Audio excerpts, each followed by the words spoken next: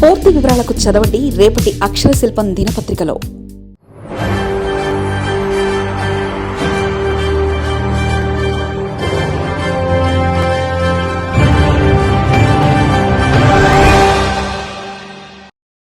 BJP కేంద్ర పెద్దలు సిద్ధం.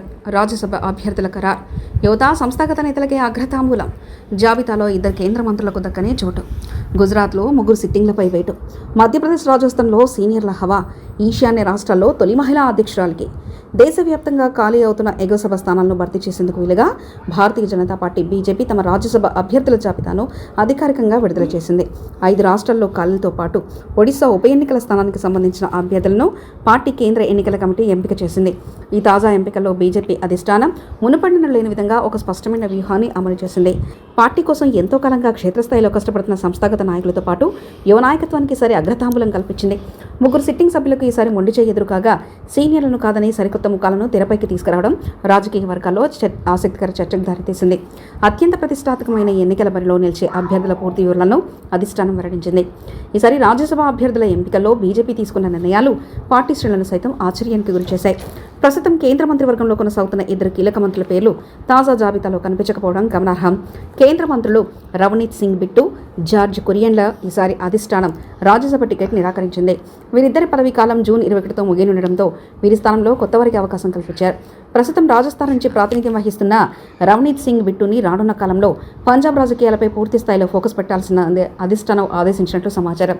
అలాగే మధ్యప్రదేశ్ గురించి ప్రాతినిధ్యం వహిస్తున్న జార్జ్ కురియన్ను కూడా పక్కన పెట్టి సంస్థాగత నేతలకు పెద్దపీట వేశారు.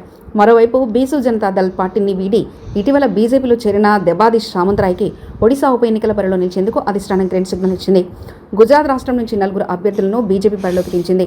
అందులో రాజుభాయ్ శుక్లా, ముఖేష్ భాయ్ రాత్వా, మనసింగ్ పర్మార్, జితేంద్ర మెఘ్జీభాయ్ కంజారియా ఉన్నారు. అయితే ఇక్కడ 3 సిట్టింగ్ సభ్యులను పునరుద్ధరించకుండా కేవలం యువ వెనకబడిన తరగతుల నేతలకే అవకాశాలు ఇవ్వడం గమనార్హం. దేవద్భూమి ద్వారకా జిల్లాకు చెందిన కీలక ఓబీసీ నేత జితేంద్ర మెఘ్జీభాయ్ కంజారియా, అలాగే గిర్ సోమనాథ్ జిల్లాకు చెందిన గుజరాత్ బీజేపీ బక్షీ పంచ్ మోర్చా అధ్యక్షుడు మాన్సింగ్ పర్మార్లకు ఈసారి అవకాశం కల్పించారు. అలాగే చోటా ఉదయపూర్ జిల్లాకు చెందిన యువనేత ముఖేష్ భాయ్ రాత్వా, పార్టీ సంస్థాగత ఎన్నికల్లో ఎంతకాలంగా చురుగ్గా పనిచేస్తున్న రాజ్భాయ్ శుక్లా కూడా గుజరాత్ నుంచి ఎగువ సౌకు పంపేందుకు పార్టీ రంగం సిద్ధం చేసింది. మధ్యప్రదేశ్ రాష్ట్రం నుంచి బీజేపీ జాతీయ ప్రధాన కార్యదర్శి తరుణ్ చుగ్తో పాటు రజనీష్ అగర్వాల్ను బరిలోకి దించారు. పంజాబ్ ప్రాంతానికి చెందిన తరుణ్ చుగ్ గత కొన్నేళ్లుగా పార్టీ సంస్థాగత వ్యవహారాల్లో అత్యంత చురుకైన పాత్ర పోషిస్తున్నారు. గతంలో ఆయన భారతీయ జనతా యువమోర్చాలను పలు కీలక బాధ్యతలు నిర్వహించారు. ఇక రాజస్థాన్ విషయానికి వస్తే అల్కా గుర్జర్, సతీష్ పునియాలను అభ్యర్థులుగా ఖరారు చేశారు. గతంలో రాజస్థాన్ బీజేపీ రాష్ట్ర అధ్యక్షుడిగా పనిచేసిన సతీష్ పునియాతో పార్టీలో మంచి పట్టు ఉంది. ఆయన ప్రస్తుతం హర్యానా బీజేపీ ఇన్ఛార్జిగా కూడా బాధ్యతలు నిర్వహిస్తున్నారు. గత అసెంబ్లీ ఎన్నికల్లో ఓటమి పాలైనప్పటికీ ఆయన సీనియారిటీని గౌరవిస్తూ అధిష్టానం రాజ్యసభ బరిలో నిలిపింది. అలాగే బీజేపీ జాతీయ ప్రధాన కార్యదర్శిగా ఉన్న అల్కా గుర్జర్కు కూడా ఈసారి ఎగువ సభకు వెళ్లే అవకాశం దక్కింది. ఈశాన్య రాష్ట్రాల కోటాలో మణిపూర్ నుంచి శారదాదేవి, అరుణాచల్ ప్రదేశ్ నుంచి తాయి దగాక్లను అభ్యర్థులుగా బీజేపీ ప్రకటించింది. మణిపూర్ బీజేపీ రాష్ట్ర అధ్యక్షురాలుగా పనిచేస్తున్న శారదాదేవికి పార్టీలో సుదీర్ఘ అనుభవం ఉంది. ఆ రాష్ట్రంలో ఒక మహిళా బీజేపీ అధ్యక్ష పదవి చేపట్టడం ఆమెతోనే ప్రారంభమైంది. గతంలో ఆమె జాతీయ ఉపాధ్యక్షులుగా కూడా సేవలందించారు. ఇక అరుణాచల్ ప్రదేశ్కు చెందిన తాయ్ అగాకు 1989 నుంచి ఆర్ఎస్ఎస్ స్వయం సేవకుగా ఉంటూ రాష్ట్రంలో బీజేపీ ప్రభుత్వ ఏర్పాటులో కీలక పాత్ర పోషించారు. 10 రాష్ట్రాల్లో ఖాళీగా ఉన్న ఈ స్థానాలను ఈ నెల 18వ తేదీన పోలింగ్ జరగనుంది. ఈ ఎన్నికల ద్వారా ఎగువ సభలో తమ బలాన్ని మరింత పెంచుకోవడంతో పాటు రానున్న కాలంలో కొత్త నాయకత్వాన్ని తయారు చేయడమే లక్ష్యంగా బీజేపీ అభ్యర్థుల ఎంపిక ప్రక్రియను పూర్తి చేస్తున్నట్టుగా స్పష్టమవుతుంది. మరిన్ని కథనాల కోసం సబ్స్క్రైబ్ చేసుకోండి మీ అక్షర శిల్పం.